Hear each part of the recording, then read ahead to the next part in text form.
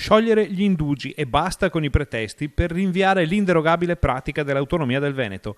L'invito, chiaramente diretto agli alleati di governo, arriva dal ministro Erika Stefani, a margine dell'ennesimo Consiglio dei Ministri, nel cui ordine del giorno avrebbe dovuto campeggiare a chiare lettere la richiesta fatta al governo da 2.400.000 veneti.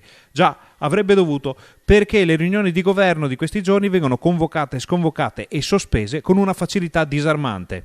L'autonomia è nel contratto di governo, è uno degli impegni che ci siamo assunti reciprocamente nei confronti anche dei cittadini. L'autonomia è veramente una grandissima occasione, un'occasione che non dobbiamo assolutamente sprecare o buttare via in rimpalli, in ritardi, in richieste strane di approfondimento come viene fatto al Movimento 5 Stelle.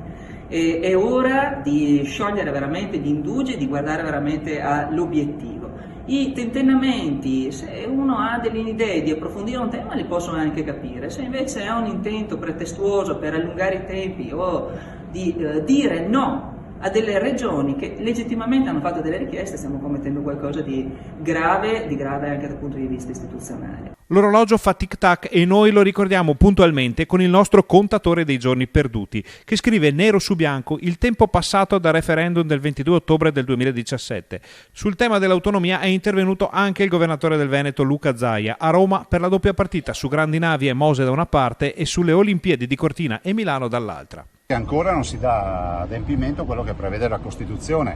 La Costituzione dice che l'autonomia si concretizza con la firma dell'intesa tra il governo e la regione, sottolineo il singolare, la regione. Quindi noi siamo in attesa di una bozza di proposta del governo. La nostra bozza c'è già da ottobre 2018. La verità è che l'autonomia è rispettosa della Costituzione, non crea paesi di serie A e di serie B, c'è già un paese di serie A e di serie B. Di Maio dovrebbe ad esempio preoccuparsi del fatto che in presenza di una delega che è quella della sanità, in alcune regioni i cittadini sono costretti a farsi le valigie per andare a curarsi fuori regione e non è colpa dell'autonomia del Veneto che non ce l'ha o della Lombardia. Si occupi Di Maio della mala gestione e non di queste cose. La nostra non è secessione dei ricchi e non è neanche la volontà di mettere in difficoltà qualcuno. Il carico da 11 lo mette comunque il vice premier Matteo Salvini nel corso di una diretta Facebook dal Viminale. Sull'autonomia lasciamo perdere, ormai mi sembra che i 5 Stelle abbiano detto chiaramente che i referendum di Lombardia e Veneti, ma anche l'interesse di tanti cittadini del Sud che vogliono una politica sana, non quella che stiamo vedendo in queste ore degli arresti in Calabria, degli arresti in Sicilia.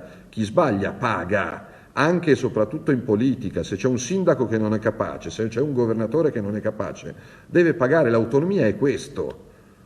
Premiare chi fa bene, veloce, chi risparmia e punire non i cittadini, ma i politici incapaci.